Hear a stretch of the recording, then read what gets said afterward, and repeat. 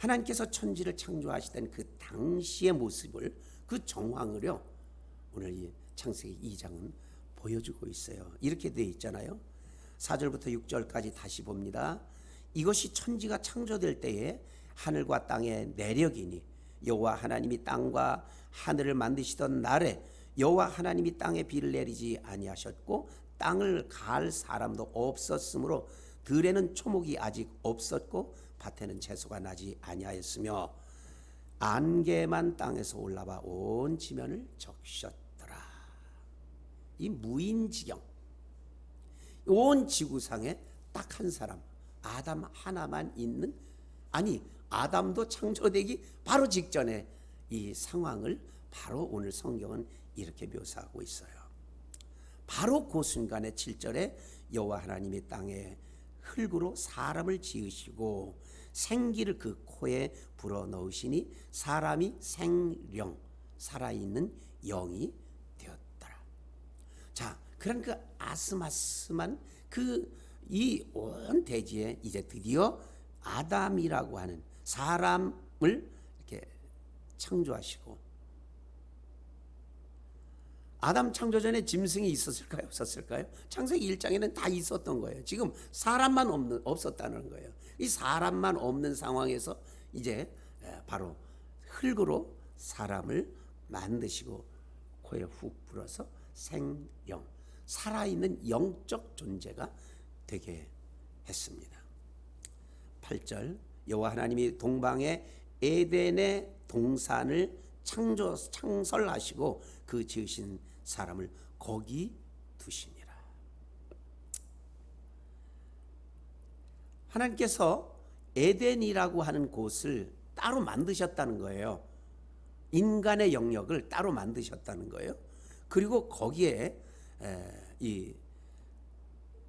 살게 하셨는데 9절에 보면 여호와 하나님이 그 땅에서 보기에 아름답고 먹기에 좋은 나무가 나게 하시니 동산 가운데에는 두 나무, 하나는 생명나무와 또 하나는 선악을 알게 하는 나무도 있더라.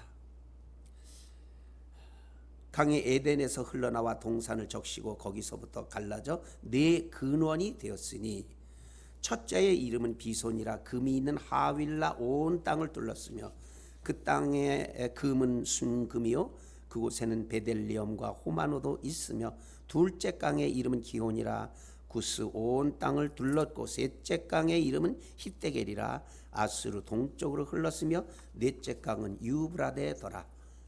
자, 그 아담 혼자서 있는 그 에덴 동산의 어떤 그 상황을 또 따로 창설하신 구역을 정하신 그 에덴이라는 지역을 지금 이렇게 물리적인 설명을 하는 거죠. 한마디로 이 인간의 영혼과 육체가 살기에 전혀 부족함이 없는 가장 완벽한 풍요의 상태였습니다. 자, 강이 흐르고 있어요. 이 강이 흘러서 대지를 적셔 모든 생명, 인간이 먹거리가 거기서 생성이 되었어요. 그 주변에는 사람이 먹고만 살 수는 없잖아요. 금이 난다, 순금, 즉 인간의 어떤 그 감성과 또 지성과 이런 것들을 충족시켜 줄 수 있는 이 먹거리 이외에 인간을 기쁘게 해주는 어떤 풍요가 거기에 지금 있다는 거예요. 그리고 베델리엄, 이 베델리엄이라고 하는 것은 어떤 향 재료라 그래요. 아주 그 중동 지역에서 귀하게 그 당시 고대 귀역이었던 어떤 향료의 일종이었다. 그 향 재료가 나는 그 베델리엄이라는 식물이었던 거죠. 그런 것뿐만 아니라 호마노, 이거는 이 진귀한 보석, 아주 알록달록한 그 아주 굵은 보석, 이겁니다. 자, 그런 것들이 매장된 그런 거, 인간의 이 먹거리와 감성을 즐겁게 해주고 금과 같이 어떤 이 귀한 것들을 사용할 수 있고 향료와 또 이렇게 외모를 아름답게 꾸미고 또 여러모로 좋게 하는 완벽한 그곳, 완벽히 만족한 그 장소, 그것을 인간이 경영하도록 어떤 짐승이나 다른 피조물들이 지배를 받고 인간이 그것을 경영할 수 있도록 15절에 여호와 하나님이 그 사람을 이끌어 에덴 동산에 두어 그것을 경작하며 지키게 하셨다는 거예요. 전권을 부여하셨다는 거죠. 그러면서 16, 17 함께 읽겠습니다. 시작. 여호와 하나님이 그 사람에게 명하여 이르시되 동산 각종 나무의 열매는 네가 임의로 먹되 선악을 알게 하는 나무의 열매는 먹지 말라. 네가 먹는 날에는 반드시 죽으리라 하시니. 시편 23편의 1절에 이렇죠. 여호와는 나의 목자시니 내게 부족함이 없으리로다. 바로 그런 상태. 그런데 여러분, 너무 안타깝잖아요. 우리는 분명 이 성경 말씀을 믿고 이 성경 말씀을 생명으로 알고 살고 있는 우리예요. 평생 예수를 믿고. 그런데 이 삶이 어떻습니까?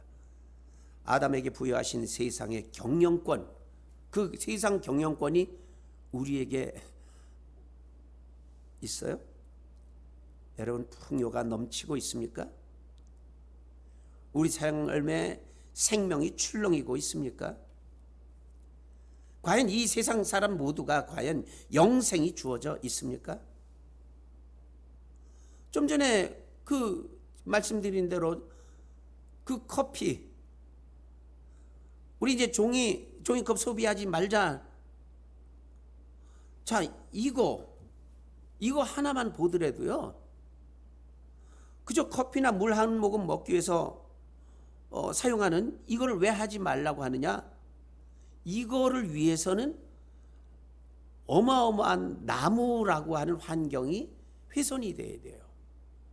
나무가 과정을 거쳐서 펄프가 되고, 펄프가 변해서 종이컵이 되고, 종이컵이 돼서 물 한 모금 딱 버리고 커피 한 잔 딱 마시고 버리고.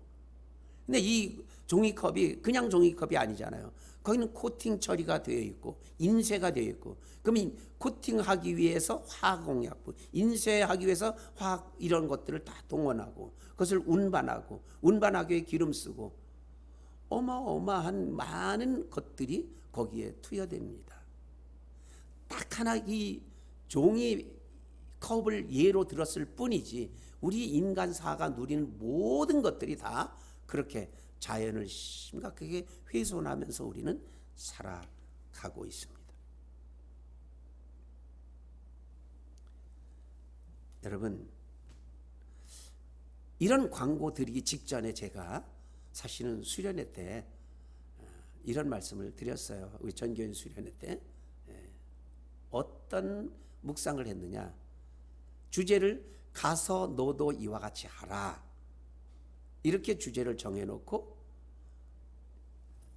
상처받은 대상에게 우리는 예수님이 우리에게 선한 사마리아인이 되어 주셨던 것처럼 우리 자신들도 누군가를 위로하고 예수님처럼 감싸주고 또 치유하는 그런 존재가 되어야 된다라는 그런 관점에서 상처받은 이 지구를 위해서 우리가 뭘 할 것이냐, 아주 가장 근접한 것 중에 우리 종이컵부터 쓰지 맙시다. 거기에 대해 제가 동의, 비동의 이렇게 설문을 달아서 여러분에게 드리고 여러분의 결단을 제가 촉구한 바가 있습니다.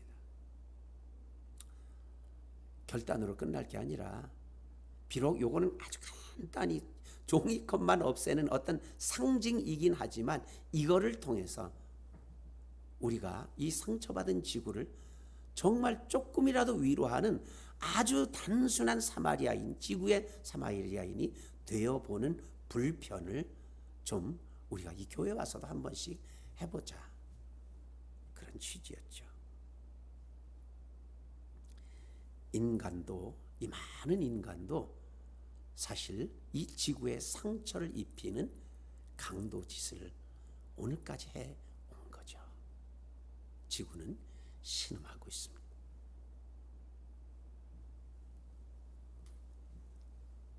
인간이 왜 이 지구를 향해 칼을 휘두르는 강도짓을 했을까요?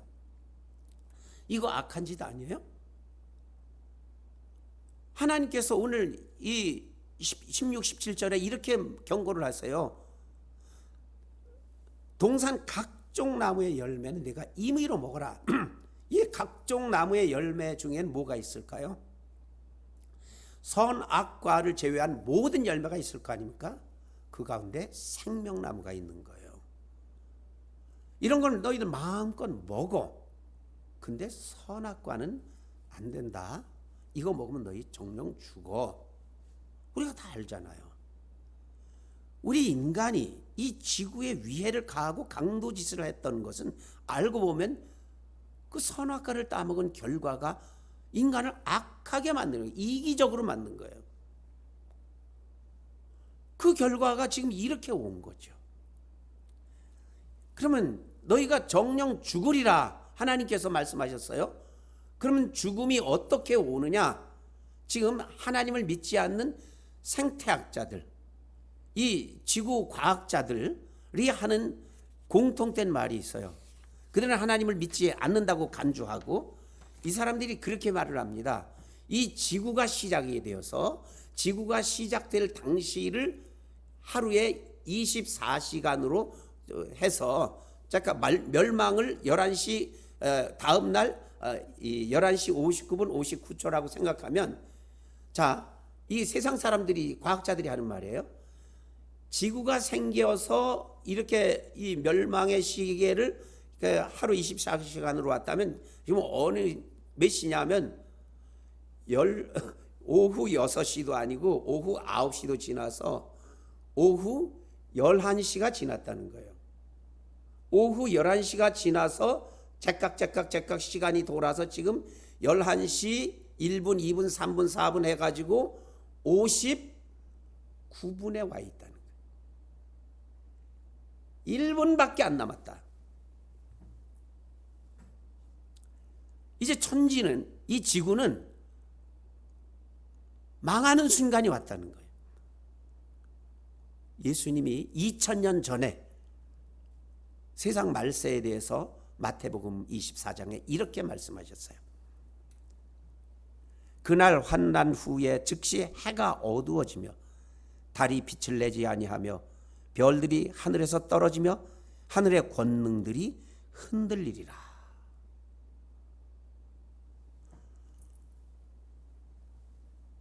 여러분, 좀 전에 제가 기도 시간에도 언급을 했습니다만 이 후쿠시마 오염수 문제, 지금 우리 국민들은 어마어마하게 지금 덜덜 떨고 있는데 한쪽에서 하는 것은 아무 문제가 없다. 무슨 문제가 있느냐? 제가 검색을 해봤잖아요. 이 국가에서 말하는, 이 정부에서 펴낸 이 저기를 보니까, 발표문을 보니까 아주 이것처럼 깨끗한 물이 없어요.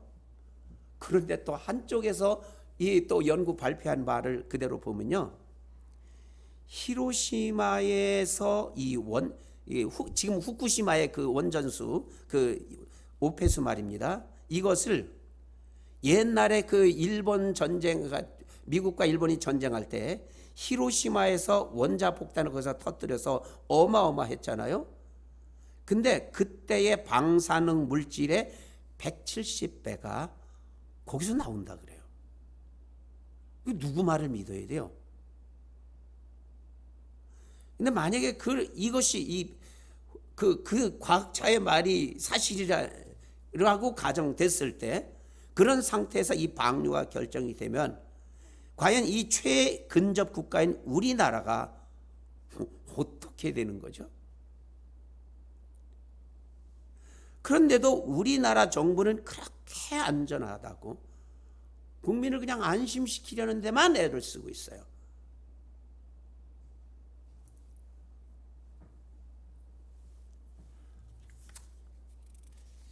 최근에 어느 교수님이 기고한 글을 제가 이거는 이제 자연 환경의 문제가 아니라 우리 한국의 사회, 우리 청년들과 인구 절벽에 대한 심각성과 이 사람들이 가지고 있는 이 가치관에 대해서 그 글을 썼는데, 글 제목이 한국은 자살을 결심했다라고 하는 심각한 글이에요.